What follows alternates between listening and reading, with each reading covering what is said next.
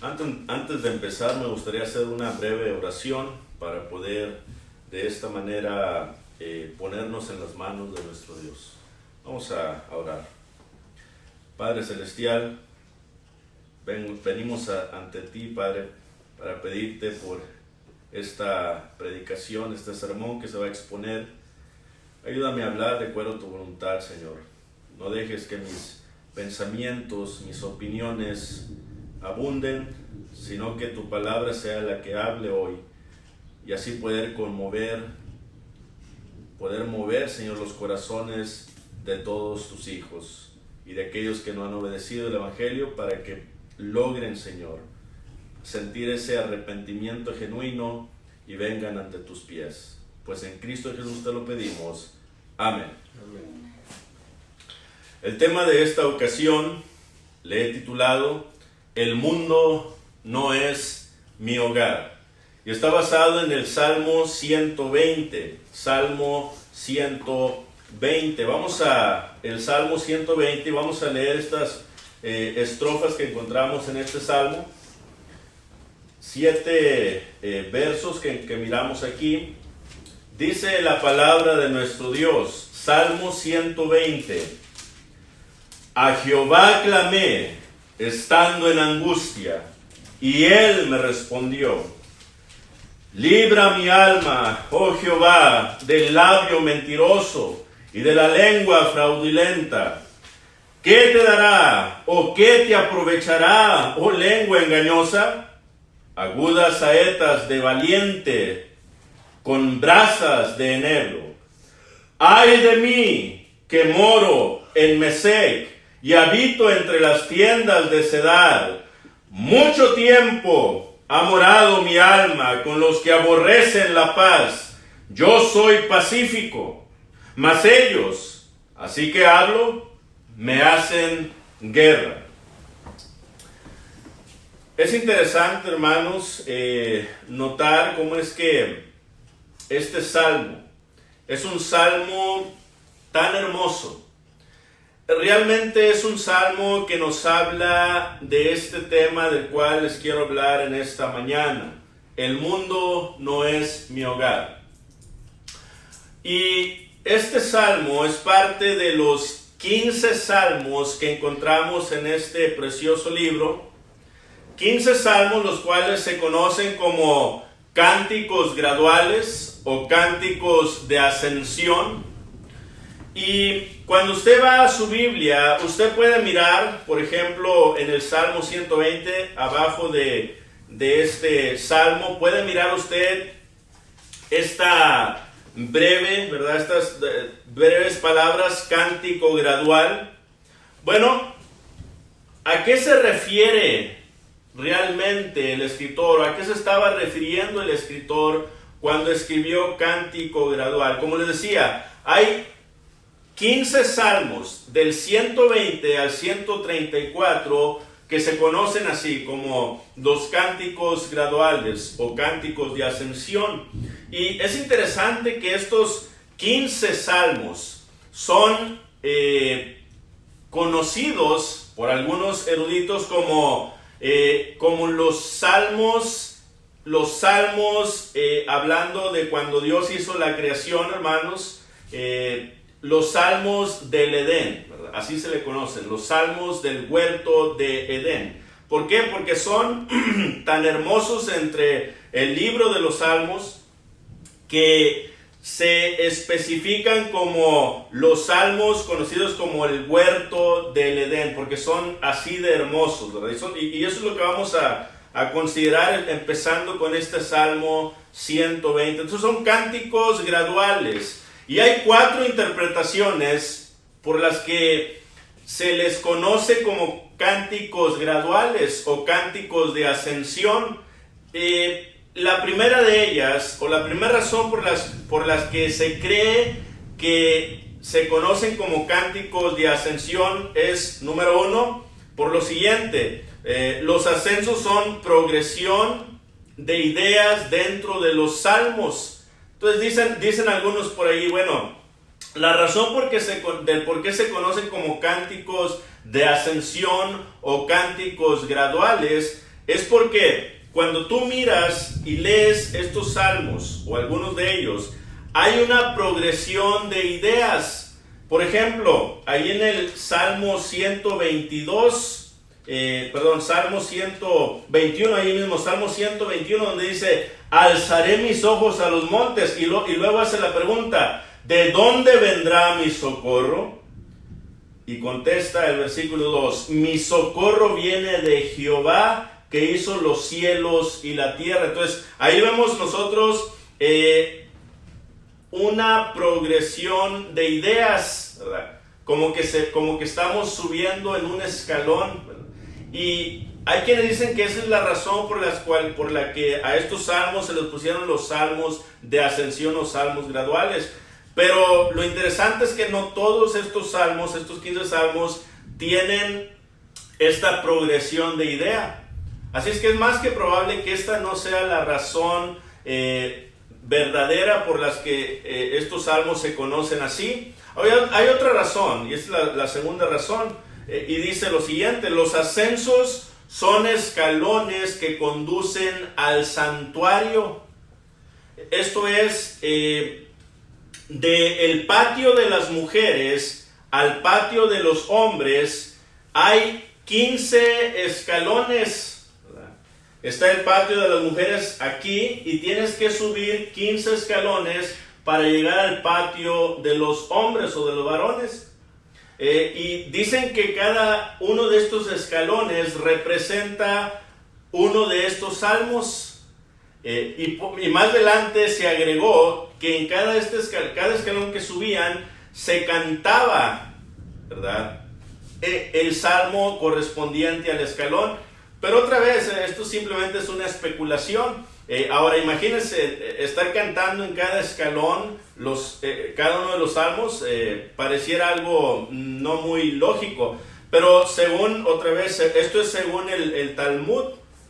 Ahora hay otra razón, que es la tercera, y dice lo siguiente: las ascensiones son el regreso de Babilonia a Israel después del exilio, ¿okay? Después de que salieron de Egipto. ¿Por qué? Bueno, porque y esto lo muestran basado en Esdras capítulo 7 y versículo 9, donde la palabra hebrea que encontramos allí se parece a la palabra hebrea que encontramos aquí en este Salmo 120, donde dice cántico gradual, ¿verdad? Cántico gradual, es decir, van subiendo, ¿verdad? Van subiendo. Bueno, en Esdras 7:9 también encontramos esa misma palabra hebrea. La única diferencia es que en Esdras 7:9 la palabra hebrea es singular y los cánticos graduales que vemos aquí, los títulos, son plurales, ¿verdad? Son plurales. Entonces ellos decían, bueno, es que está hablando de cuando salieron de Babilonia, ¿verdad? Se empezaron a dirigir, en cierta manera, a Israel, y como Israel está hacia arriba, entonces iban ellos en cierta manera escalando, ¿verdad?, para llegar hasta la tierra prometida. Pero otra vez, hay probabilidad que esta sea la razón. Sin embargo, puesto que aquí está en plural y en Esdras está en singular, probablemente no se está refiriendo a lo mismo, ¿okay? Más que probable se está refiriendo a la número 4, ¿verdad?, que es en la que yo más también me apoyo. ¿Y cuál es? Bueno, las ascensiones son el regreso de los peregrinos en las fiestas anuales. ¿Ve? Porque como dice, otra vez, la palabra hebrea es plural, ¿verdad? Es ma'ala, y en Esdras 7:9 es ma'alot, ¿verdad? Entonces, la palabra es ma'ala. Entonces, esto quiere decir, subían varias veces. Y es más que probable que se esté refiriendo a las ascensiones que estaban realizando los judíos cada vez que subían a Jerusalén a adorar en el templo, ¿okay? ¿Y cuántas veces lo hacían? Bueno, lo hacían 3 veces al año, ¿okay? En las 3 fiestas, ¿okay? En las 3 fiestas, y eso es lo que hacían ellos. en estas 3 fiestas subían a Jerusalén. Y se dice que cada vez que estos subían a Jerusalén para llegar al templo y adorar a nuestro Dios, cantaban estos 15 salmos de alabanza en esa peregrinación hasta llegar al templo. Es algo muy interesante, hermanos. Es algo muy interesante. Entonces, este Salmo 120 básicamente es la partida, ¿verdad?, de el lugar donde ellos se encontraban hasta llegar al templo en Jerusalén para adorar a nuestro Dios. Entonces, el Salmo 120 es ese inicio, ¿verdad? Es ese inicio de empezar tu camino hacia la tierra prometida. ¿Okay? Y por esa razón es que estos salmos se conocen como los salmos de peregrinación también. Y aquí está empezando uno su camino. Aquí uno como persona está empezando su camino. Los judíos aquí se conocían como los peregrinos, ¿verdad?, porque estaban de camino hacia la tierra prometida. ¿Y qué es un peregrino? Mire, esto es algo muy interesante. Un peregrino es una persona que ha quedado insatisfecha con el lugar donde ha estado y está en camino a algo mejor. Esto es un peregrino. Una persona que ha quedado insatisfecha con el lugar donde ha estado y está en camino a algo mejor.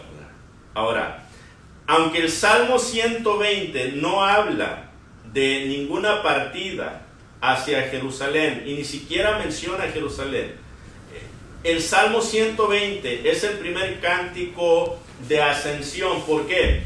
Porque aquí es donde la persona se está dando cuenta que el lugar donde está es un lugar insatisfactorio, es un lugar que no te llena, es un lugar en el que tú no te sientes a gusto, donde tú sabes que no es tu lugar de correspondencia, no te sientes en casa en ese lugar. Y por eso es que así es como empieza la peregrinación, sintiendo que no estás en casa todavía, sintiendo que te hace falta algo. Ahora, yo le hago la pregunta a usted, hermano. ¿Así se siente ahorita usted aquí en esta tierra? ¿Se siente como que está viviendo en un lugar donde realmente no debería de estar? ¿Se siente como que está en un lugar donde le hace falta algo más, ¿verdad?, algo más que lo que este mundo te puede ofrecer? Y fíjese, aquí hay un punto muy interesante, porque hablando en un sentido lógico, una persona la persona no puede sentir sed de agua si el agua no existiera. ¿Okay? El que la persona sienta sed de agua quiere decir que existe el elemento, que es el agua, que lo puede satisfacer y lo puede llenar. Bueno, nosotros, estando en esta tierra, en este cuerpo físico, en esta tierra física, ¿acaso no siente usted que todavía le hace falta algo más? ¿Acaso no le siente usted como que todavía no está satisfecho de lo que usted tiene en esta tierra o lo que puede tener en esta tierra? Aunque usted se llene de tantas cosas materiales, ¿se siente usted lleno todavía? ¿Verdad que todavía siente un vacío en su corazón? Bueno, porque ese vacío, esa sed, eso que te falta, solamente lo puede llenar Dios. Entonces nosotros estamos en este mundo, estamos en esta tierra ahorita, pero realmente el punto es el siguiente: no podemos nosotros sentirnos satisfechos de este mundo, no podemos llenarnos de el mundo no nos puede satisfacer, porque no somos de aquí, no somos del mundo. Y por esa razón es que sentimos esa necesidad de salir del mundo, de empezar esa peregrinación e irnos de aquí. ¿Por qué? Porque no estamos satisfechos en este mundo. Y nunca vamos a poder estar satisfechos aquí en esta tierra. Nunca lo vamos a poder estar. Ahora, y allí empieza la peregrinación. Mientras tú no sientas insatisfacción de esta vida, nunca te vas a poder dirigir hacia la tierra prometida. Nunca. Entonces, ahí empieza. Tienes que darte cuenta, tienes que despertar y tienes que saber que lo que tienes en esta tierra no es suficiente. Nunca te va a llenar. No vas a poder satisfacerte. Por eso es que cuando la persona cambia su vida de una manera drástica y tú te admiras y dices, qué bárbaro, o sea, ¿cómo cambió su vida? Me admiro la manera en que ahora se conduce. Ya no habla como antes. Ya no se comporta como antes. Ya no es la misma persona de antes. ¿Qué fue lo que pasó? Bueno, porque esa persona sintió una gran necesidad de cambiar, una gran necesidad de algo más que este mundo no te puede ofrecer. ¿Ve? Ahora, por esa razón es que aquí el salmista en el Salmo 120 dice, empezando allí el verso, a Jehová clamé estando en angustia y él me respondió. Esta persona ya estaba hastiada, estaba fastidiada, estaba llena de tanta falsedad, de tanto engaño, de tanto pecado, y empezó a clamar a Dios. Volteó hacia arriba y empezó a decir, Señor, ayúdame por favor, que no puedo más. Necesito de ti, Padre. Y se dirigió al Señor, se dirigió a Jehová, se dirigió a aquella persona que realmente lo podía ayudar, porque se dio cuenta del lugar en el que estaba. Y lo primero que él pidió, mire, lo primero que esta persona pidió fue esto: líbrame de los mentirosos. Líbrame de los mentirosos. ¿Por qué? Bueno, hermanos, porque la mentira es como una gangrena que va destruyéndote más y más hasta el punto de morir. La mentira es algo tan horrendo. Por eso es que debemos de saber esto, que Satanás es el padre de la mentira. Juan 8:44. Él es el creador, él es el que originó la mentira. Satanás realmente, otra definición de su nombre es mentira, mentiroso. Él es el padre de la mentira. Porque él ha sido mentiroso, dice allí Juan 8:44, desde el principio. Desde el principio él ha sido mentiroso. Y usted lo mira en Génesis capítulo 3 y versículo 1. Cuando se presenta ante la mujer, fíjese lo que le dice a la mujer. Con que Dios os ha dicho, no comáis de todo árbol que está en el huerto. Ve cómo Satanás, a través de la mentira, empezó a arrojar ese veneno hacia el ser humano. Dios nunca dijo, no puedes comer de todo árbol. Él dijo, del árbol que está en medio del huerto no comerás. Del árbol de la ciencia y del mal, de ese no comerás. Pero ¿qué hizo Satanás? Cambió las palabras, simplemente le agregó no. De todo árbol no puedes comer. ¿Ve? Entonces, Satanás es el padre de la mentira. Él ha sido mentiroso desde el principio. Y nosotros tenemos que entender una cosa, que Dios odia la mentira. A Dios no puede, Él no puede estar en un lugar lleno de mentira. Él odia la mentira. Él la odia con todas sus fuerzas. Cuando usted considera estos pasajes, Proverbios capítulo 6 y versículo 16, fíjese lo que dice. Vamos a leer estos proverbios muy, pero muy importantes. Proverbios capítulo 6 y versículo 16. La primera parte, hablando del 16 y el 17, y luego el 19 dice: 6 cosas aborrece Jehová, y aún 7 abomina su alma. Y el versículo 17, hermanos, nos habla de la lengua que, la lengua mentirosa. ¿Ve? Entonces Dios aborrece la lengua mentirosa. Y más abajo, en el versículo 19, tanto odia la mentira a Dios que la menciona en 2 ocasiones. Versículo 19, el testigo falso que habla mentira. ¿Ve?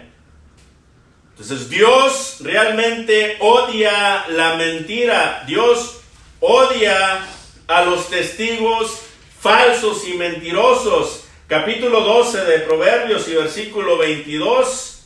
Los labios mentirosos son abominación a Jehová. Es decir, a Dios le causan asco los mentirosos. Le causa asco la mentira. Él repudia, la odia con todas sus fuerzas, la mentira. Hermanos, lamentablemente, la mentira abunda en el mundo. Por eso es que este Salmo 120 es muy importante, porque esta persona se dio cuenta del lugar donde estaba. Y él se dio cuenta que el lugar donde él estaba lleno de mentirosos, estaba lleno de mentira, estaba lleno de engaño. Todo lo que había a su alrededor era una falsedad, era una hipocresía. Entonces él despertó y él dijo, ¿qué estoy haciendo aquí? ¿Qué estoy haciendo aquí? Yo ya no puedo más, yo no puedo seguir aquí. Por eso es que clamó al Señor, ¿verdad? Y él clama a Dios. Y fíjese cómo en el Salmo, regresando al Salmo, el Salmo 120, dice el versículo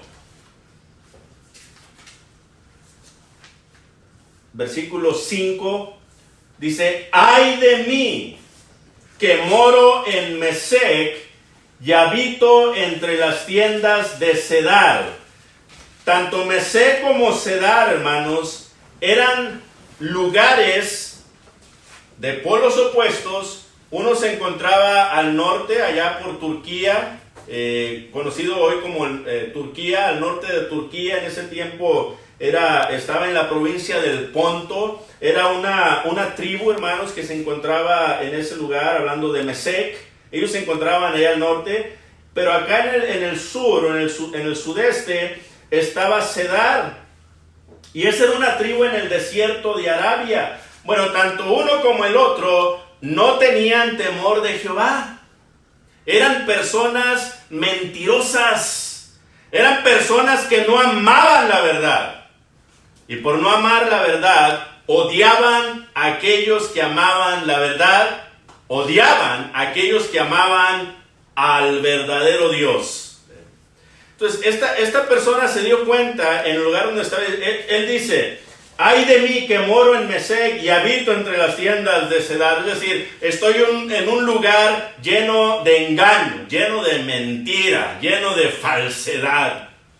Ya no quiero estar aquí. Todo es hipocresía. Ya no quiero estar aquí. Necesito salir. Y ahí es donde uno empieza a despertar esa necesidad de empezar a caminar hacia la tierra prometida, hacia el cielo, hacia el monte de Sión. Ahí es donde empieza la necesidad. Entonces, otra vez, Dios odia la mentira. Y vamos a ver un ejemplo en Hechos capítulo 5. Es un ejemplo muy clásico ya, pero es muy necesario sacarlo a relucir, ¿verdad? Hechos capítulo 5, versículos del 1 al 11. ¿Qué estaba pasando aquí? Bueno, anteriormente Bernabé había vendido una heredad. Él tenía un terreno. La iglesia había empezado, todos estaban unidos, todos estaban con esa comunión fraternal, ¿verdad? Llena de amor. Pero había necesidad. ¿Por qué? Porque los que se habían venido de otras regiones, otras provincias a Jerusalén, para celebrar las fiestas, se quedaron, después de convertirse al cristianismo, se quedaron ahí en Jerusalén. Y los hermanos que vivían allí en Jerusalén se dieron cuenta que había necesidad, que había que solventar necesidades tanto de comida como de un techo, y ciertos hermanos empezaron a vender sus heredades para poder proveer esa necesidad a la iglesia que estaba empezando, y Bernabé fue uno de ellos. Bernabé va y vende su heredad y le entrega todo el dinero a los pies de los apóstoles para que estos lo repartan. ¿Y qué fue lo que pasa en el capítulo 5? Bueno, vemos la historia de Ananías y Zafira. Ananías y Zafira, dos personas que se pusieron a platicar entre ellos y dijeron: ¿qué te parece, mujer, si nosotros también vendemos nuestra heredad para de esta manera traer el dinero a los pies de los apóstoles y que todos los hermanos se ayuden, ¿verdad? Con este dinero? Les pareció buena idea, pero lamentablemente cometieron un error muy grande. Aquel dinero que le habían prometido a la iglesia, cuando vendieron la heredad, no lo entregaron todo, sino que ellos se quedaron con una parte. Y mira lo que dice allí en Hechos capítulo 5 y versículo 2.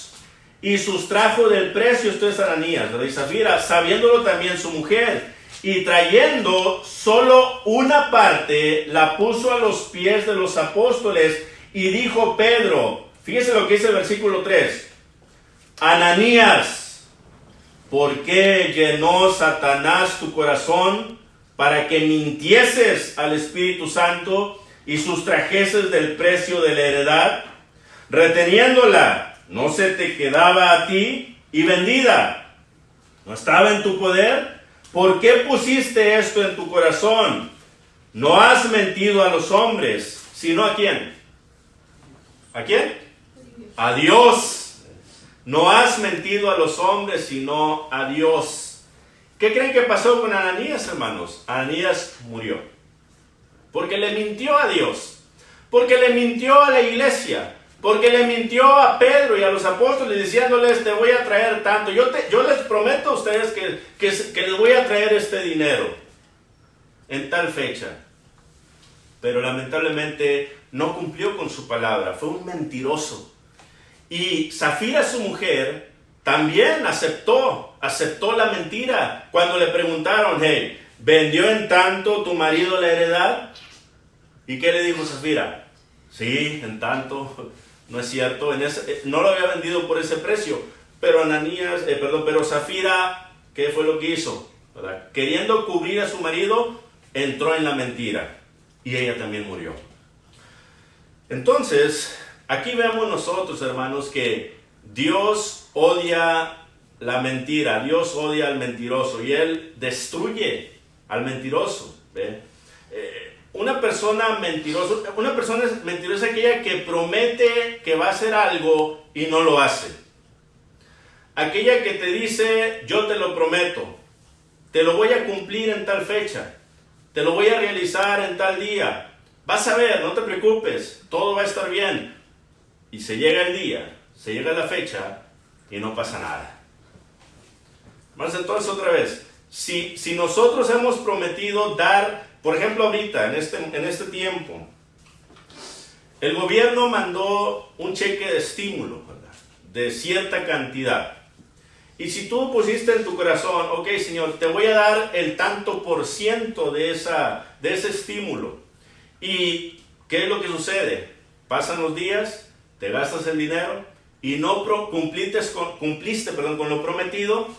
¿Qué va a pasar? Dios va a estar airado contigo. Dios se va a enojar contra ti y te va a cerrar las ventanas de los cielos para que no derramen más bendiciones sobre ti. Entonces, si tú prometiste a Dios: te voy a dar tanto por ciento, tienes que cumplirlo. Si un hermano te prestó dinero y te presta ese dinero y tú le dijiste: te lo voy a regresar en tal fecha o te lo voy a regresar en tal día, y tú no cumples con esa promesa, eso te hace mentiroso a ti también. Y Dios odia al mentiroso. Entonces necesitas cumplir lo que promete. Por eso Eclesiastés 5:4 dice: al que Dios hace promesa, no tardes en cumplirla. No debemos de tardar. Si nosotros somos cristianos, si nosotros queremos ser personas íntegras, Necesitamos cumplir lo que prometemos. Si nosotros pedimos un favor, ¿verdad? Bueno, nosotros tenemos que regresar ese favor también. No podemos nosotros cerrarnos a la verdad. Y la mentira es algo que este peregrino se dio cuenta y dijo: estoy en un lugar lleno de engaño, lleno de mentira, lleno de falsedad. Todos me mienten. Hay mucha hipocresía. Necesito salir de aquí. Hermanos, este mundo está lleno de mentira. Este mundo está lleno de engaño. Lo que el mundo te presenta, todas esas cosas que el mundo te presenta, que parecieran veraces, parecieran duraderas, parecieran que son cosas benéficas, bueno, realmente no lo son. Y otra vez, es pura apariencia, pero detrás de eso hay podrición, detrás de eso hay peste, detrás de eso hay enfermedad. No te creas de lo que este mundo te ofrece. ¿Y cuánta gente no se ha dado cuenta de esto? Estuve hablando con un hermano, ¿verdad? Y me decía este hermano: ya me cansé de la vida que estoy llevando, ya no puedo más, quiero hacer las cosas bien. Bueno, ¿por qué? Porque ya se dio cuenta que esa vida que él ha estado llevando no es una buena vida, no te lleva a nada. Cuando tú piensas que estás obteniendo todo, realmente lo que está pasando es que estás perdiéndolo todo. Estás perdiendo todo lo bueno de tu vida. Todas las bendiciones que Dios te está dando, las estás echando a la basura. No hagamos eso, hermanos. No seamos mentirosos. No caigamos en la mentira. Tenemos que odiar la mentira, así como Dios odia la mentira. Abramos nuestros ojos a esa realidad para poder empezar nuestra peregrinación. Pero hay otra cosa que esta persona pide, o este peregrino pide. Dice: líbrame del contencioso. Y vamos a regresar ahí al Salmo 120 para leer lo siguiente. Dice el versículo 6: mucho tiempo ha morado mi alma con los que aborrecen la paz. Yo soy pacífico, mas ellos, así que hablo, me hacen guerra. Es decir, yo hablo de paz y digo: paz, que haya paz. Pero ellos dicen: no, queremos guerra, que haya guerra. Eso es lo que queremos: guerra, pleito, contención. Hermanos, una persona que se ha dado cuenta del lugar donde está, quiere librarse de esa contención también. Quiere librarse de esas situaciones contenciosas que no traen nada bueno realmente. Mire lo que dice. Vamos a leer Proverbios capítulo 15 y versículo 18. Proverbios capítulo 15 y versículo 18. Dice: el hombre iracundo promueve contiendas, ¿ve? Mas el que tarda en airarse apacigua la rencilla. Entonces el hombre iracundo promueve contiendas. Es una persona que está enojada, una persona que no está contenta con nadie, ni siquiera con él mismo. No siente satisfacción en nadie, está siempre enojada. Y a veces hasta él mismo se pregunta: ¿por qué estoy tan enojado? ¿Qué está pasando? Todo le ocasiona coraje. Y hace contención, hace pleito de todas las cosas. Bueno, dice aquí el Salmo 120, la persona de este Salmo: líbrame del contencioso también. Aquella persona que solamente quiere estar peleando, contendiendo, en guerra. Mire lo que dice el Salmo 17, 19. El que ama la disputa, ama la transgresión. Y mire cómo finaliza: y el que abre demasiado la puerta, busca su ruina. Y estaba yo pensando en esto: el que abre demasiado la puerta, yo lo conecto de esta manera, hermanos. Cuando uno habla de más, uno está hablando de más, uno se enoja y empieza a abrir la boca. ¿Qué es lo que sucede? O sea, la ira, hermanos, te posee y empiezas a decir tantas barbaridades, tantas cosas, que lo único que estás haciendo es dañando a las personas que están alrededor de ti y dañándote a ti mismo. Entonces, otra vez, eso es lo que hace el contencioso. Salmo 18, 6. Salmo 18, 6. Proverbios 18, 6. Proverbios 18, 6. Dice así: los labios del necio traen contienda, y su boca los azotes llama. Es decir, el contencioso va a traer contienda, pero va a traer azotes sobre su vida todo el tiempo también. Todo el tiempo. Entonces, ¿y qué es lo que vemos aquí, hermanos? Bueno, a veces vemos otras personas que le dañaron a un ser querido, y en manera de venganza, ¿qué hace? Va y daña a un ser querido de aquella persona que lo dañó a él, ¿verdad? ¿Y qué empieza ahí? Empieza la contienda, y empiezan a matarse entre ellos mismos. ¿Cuántas familias no se han destruido por estas contiendas, ¿verdad? Están en pleito. Y fíjese, en una ocasión, no sé qué tan cierto sea esta historia, pero en una ocasión me la platicaron. La razón por qué estas dos familias estaban en pleito y por muchos años estaban peleando entre ellos mismos, se mataron muchos de ellos entre ellos mismos. Muchos varones, ¿verdad? Los hombres se mataban entre ellos mismos y decían, bueno, ¿cómo empezó el pleito? Bueno, empezó, ¿por qué? Porque ellos, cada quien tenía su rancho, ¿okay? Estaba una cerca dividiendo el rancho. Bueno, ¿qué es lo que sucedió? Una vaca, ¿verdad?, se cruza al rancho de la otra familia, y esta otra familia, ¿qué es lo que hace? Matan a la vaca. La otra persona se dio cuenta que el vecino había matado su vaca, y luego va y le mata más animales, y así empezó el pleito. Ya después se estaban matando entre ellos, ¿ve? Bueno, eso es lo que hace la contienda. Y en Proverbios capítulo 26 y versículo 21, Proverbios capítulo 26 y versículo 21, el carbón para brasas y la leña para el fuego, y el hombre rencilloso para encender contienda. Entonces, otra vez, contiendas y contiendas. Y esta persona dijo, hay tanto pleito, tanta guerra todo el tiempo alrededor de mí. ¿Qué está pasando? Ya no quiero estar aquí. Ya me cansé de tanto pleito, alegando todo el día, peleando todo el día e insultándose todo el día. ¿Qué está pasando? Ya no quiero estar aquí. Y empieza su peregrinación hacia la tierra prometida.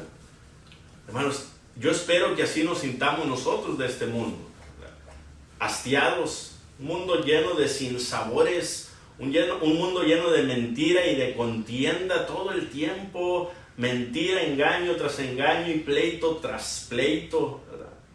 Pero ¿por qué razón empiezan los pleitos? Bueno, Santiago nos da la respuesta allí en el capítulo 4 y versículos del 1 al 3.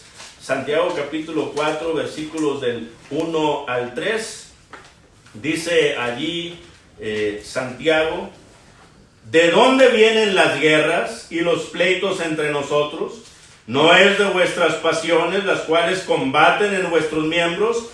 Codiciáis y no tenéis, matáis y ardéis de envidia y no podéis alcanzar, combatís y lucháis, pero no tenéis lo que deseáis, porque no pedís. Pedís y no recibís. ¿Por qué? Porque pedís mal. ¿Para qué? Para gastar en vuestros deleites. ¿Ve? Entonces, las pasiones en nuestros cuerpos, nuestros propios malos deseos, son los que nos llevan a estos pleitos, a estas contiendas. El querer obtener más poder.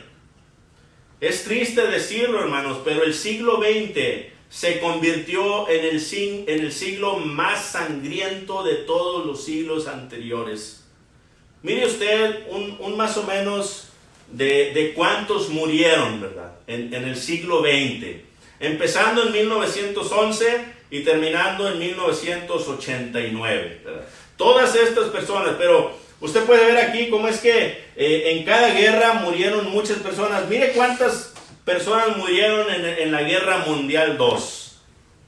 Y todo ¿por qué? Por un hombre que empezó a meter sus ideas en manera de mentira, ¿verdad?, a los alemanes. Hitler le dijo a los alemanes: nosotros somos la raza superior. Somos los que debemos de dominar al mundo. Mire qué gran mentira metió Hitler en la mente de estos alemanes, y todos le creyeron. Fíjense cuántas personas murieron. 20 millones de personas murieron en esa Segunda Guerra Mundial. Y usted agregue los números. Millones y millones y millones de personas murieron por causa de las pasiones y de los malos deseos, por querer obtener poder, ¿ve? Pero el problema es el siguiente, hermanos, que este tipo de mentiras y contenciones existe también aún entre los mismos hermanos. Qué triste, ¿verdad? Qué triste, hermanos. Y eso es lo que más nos debe de poder a cada uno de nosotros. Que en lugar de que nosotros salgamos al mundo, el mundo está entrando a la iglesia. Qué triste, hermanos. Qué triste es esto. ¿Cuántos hermanos no viven una vida de mentira? Una vida de engaño. Una vida llena de contención y de pleito. Hermanos, debemos de tener cuidado, porque si nos mentimos entre nosotros mismos, ¿qué es lo que va a pasar? Bueno, va a haber contención, va a haber pleito. Mire lo que dice Filipenses capítulo 4. Vamos allí, ya vamos a terminar, hermanos. Ya vamos a terminar. Filipenses capítulo 4 y versículo 2. Ruego a Evodia y a Síntique que sean de un mismo sentir en el Señor. Evodia y Síntique estaban, hermanos, lamentablemente divididas. Probablemente estaban en pleito la una con la otra. No se llevaban bien. ¿Cuál sería la razón? No lo sabemos porque la Biblia no lo dice. Pero una razón puede ser la mentira, ¿okay? Si tú como hermana le mientes a tu hermana, si tú como hermano le mientes a tu hermano ya no te va a creer. Va a guardar, cierta manera, va a guardar un tanto de rencor en su corazón. Va a guardar un tanto de odio en su corazón. Va a guardar un tanto de decepción, ¿verdad?, contra ti. No dejes que eso pase. No dejes que eso pase, hermano. Ten cuidado con ello. Y si estás en enemistad con tu hermano, tienes que acordarte de lo que dice Efesios en el capítulo 4 y versículo 26. Airaos, pero no pequéis. Fíjense lo que dice: no se ponga el sol sobre vuestro enojo, ni deis lugar al diablo. Es decir, no dejes que se acabe el día sin haberte reconciliado con tu hermano. No dejes que se acabe el día. Ve y reconcíliate con tu hermano antes de que se acabe el día. Porque llega la noche, te vas a dormir y quién sabe si vayas a amanecer. ¿Ve? Entonces ten mucho cuidado con lo que haces, ten mucho cuidado. Pero Cristo lidió con la mentira y la contención. Él, hermanos, dice en Juan 15, 18, en Juan capítulo 15, versículo 18, Él nos dice y nos aclara ahí que Él no es de este mundo. Cristo, hermanos, no era de este mundo. Y sin embargo, Él quiso venir para salvarte a ti y a mí.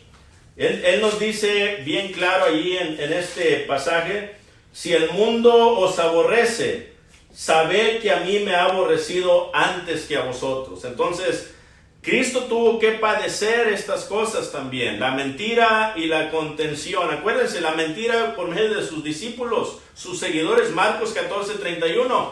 Pedro le dijo: Señor, yo voy a ir contigo hasta la muerte. Y los otros discípulos dijeron lo mismo. Pero cuando lo encarcelaron, cuando se lo llevaron preso, ¿qué fue lo que pasó con ellos, hermanos? Se esparcieron. No cumplieron su palabra. Fueron mentirosos.